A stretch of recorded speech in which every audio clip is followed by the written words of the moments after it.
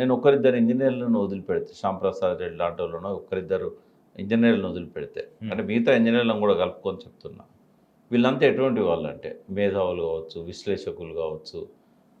ఇవాళ ఒక్కొక్కల తోడుకలు తీస్తా. ఇదివరకు చెప్పినా కదా మీకు. అవును. మేడిగడ్డ మీద మాట్లాడితే నేను మ్యాడ్ అయిపోతా. మీరేదో ఏదో మాట కూడా మాట్లాడింది. తోడుకలు తీస్తే ఇప్పుడు ఎందుకంటే కులేశ్వరం అన్న వాళ్ళను ఒక్క నిమిషం కులేశ్వరం అని ఎవరన్నా కూడా సరే ఇప్పుడు భాషను నేను రిపీట్ చేయదలుచుకోలేదు కానీ ఇప్పుడు మేడిగడ్డ అనేది ఒక ఏనుగు, కాళేశ్వరం అనేది ఒక ఏనుగు. ఈ ఏనుగు ఎట్లున్నదో చూడమని చెప్పి ఓ 4 గుడ్డలను మోపుతారు దాని మీదకి. ఒకడు ఏం చేస్తాడు, ఇట్లా ఏనుగు విప్ పట్టుకుంటాడు. కాళేశ్వరం అనేది గోడలాగా ఉందంటాడు. ఒకడు ఏం చేస్తాడంటే తోక పట్టుకుంటాడు. గుడ్డోడు కదా, వానికి కనబడేది అదొకటే, పట్టుకున్నదే కనబడుతుంది. అది పాములాగా పొడుగున్నది అని అంటాడు. ఒకడు చెవులు పట్టుకుంటాడు, ఈ డొప్పలాగా ఉన్నది అని అంటాడు. ఒకడు కాలు పట్టుకుంటాడు, ఈ స్తంభంలాగా ఉన్నది అంటాడు. సో కాల్డ్ ఇంటలెక్చువల్స్, విశ్లేషకులు, కొంతమంది మాజీ ఐఏఎస్లు, వీళ్ళంతా కూడా ఈ 4 గుడ్డోళ్ళలాగా వ్యవహరిస్తున్నారు. వీళ్ళకు దాని గురించి అక్షరాభ్యాసం కూడా చేయలేదు, నీళ్ళ గురించి. వీళ్ళకి ఎవరికి నిన్న ఒక విశ్లేషకుడు అంటాడు, ఓ 1 మిలియన్ సబ్స్క్రైబర్స్ ఉన్నారు ఆ విశ్లేషకునికి. ఆయన 5 నిమిషాలల్లో ఆఫ్ఘనిస్తాన్ మీద దాడి జరిగితే దాని మీద ఒక అర్ధగంట చెప్తాడు. బెలూచిస్తాన్ గురించి గంటల గంటలు చెప్తాడు. నాకు అర్థమైంది, నీకు అర్థమైంది. కానీ నేను ఆ విశ్లేషకుడిని ఒకటే అడుగుతున్నా.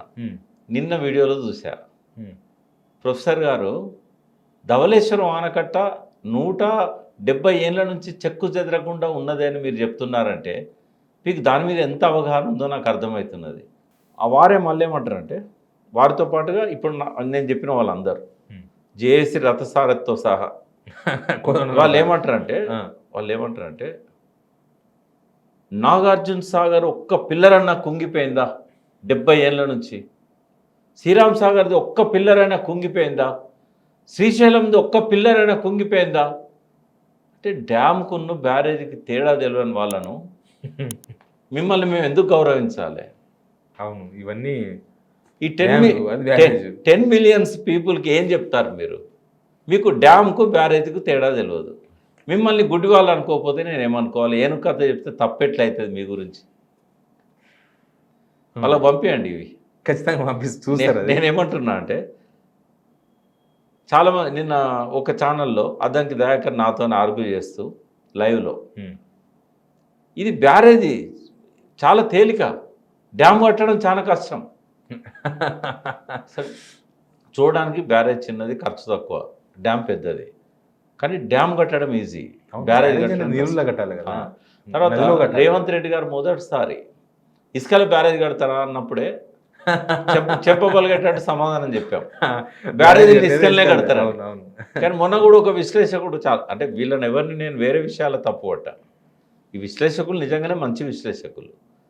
ఆయన కొంచెం వామపక్ష భావాలన్న విశ్లేషకుడు. ఆయన ఒక ఛానల్లో నాతో ఇంటరాక్ట్ అవుతూ ఆయన కూడా ఇట్లే అంటాడు అన్నట్టు, కింద ఎక్కడైతే అట్టడుగున గట్టి భూమి తలిగేదాకా పిల్లర్స్ వేయాలి కదా, అట్లయితే డ్యామ్ అవుతుంది. అది అవును, అట్టడుగున రాయి దొరికేదాకా వేయాలి కదా, అది డ్యామ్ అవుతుంది. అంటే మరి ఏం చేయకుండానే అలవోకగా నీళ్ళ గురించి ఎట్లా మాట్లాడతారు మీరు? మీకు ఏం తెలుసు అని మాట్లాడతారు? ఇప్పుడు వీళ్ళందరూ కామెంట్స్ బేస్ చేసుకునే కదా విచారణ అన్నాడు. అంటే వీళ్ళు అనేది వేరే దానిలో నిష్ణాతులు కావచ్చు, వాళ్ళు తెలియని సబ్జెక్టులు ఎందుకు వెళ్ళి పెడతారు అంటే గుడ్డి వాళ్ళని ఎందుకంటున్నాను నేను? వాళ్ళ కళ్ళుండే నాకు తెలుసు కదా. అంటే ఈ సబ్జెక్టులో గుడ్డి వాళ్ళు నేను అందుకే వాళ్ళని ఏమంటలేను, కానీ ప్రేక్షకుల దండం పెట్టి చెప్తున్నా మీ ద్వారా, ఈ గుడ్డి వాళ్ళు చెప్పే విషయాలను నమ్మకండి. ఈ బ్యారేజీలన్నీ మళ్ళీ కట్టుకున్నారు ఆంధ్రలో అనే విషయం మీకు తెలుసు. తెలంగాణ ఉద్యమం సందర్భంగా చాలాసార్లు చెప్పాము. డ్యామ్లు అనేటివి రాళ్ళ మీద కడతారు కాబట్టి గట్టిగా ఉంటాయి, ఇసుకలనే కడతారు బ్యారేజీలు, వీళ్ళకి తెలియదు. వాళ్ళు ఏది పడుతుంది మాట్లాడితే మీరు నమ్మకండి. దయచేసి వీళ్ళు మాట్లాడినవి కాళేశ్వరం గురించో నీళ్ళ గురించో మాట్లాడితే మీరు ఓపెన్ చేయకండి ఆ యూట్యూబ్ని. వాళ్ళు వేరే దాని మీద మాట్లాడినవి ఓపెన్ చేయండి, ఎందుకంటే దీని మీద వాళ్ళకి అవగాహన లేదు.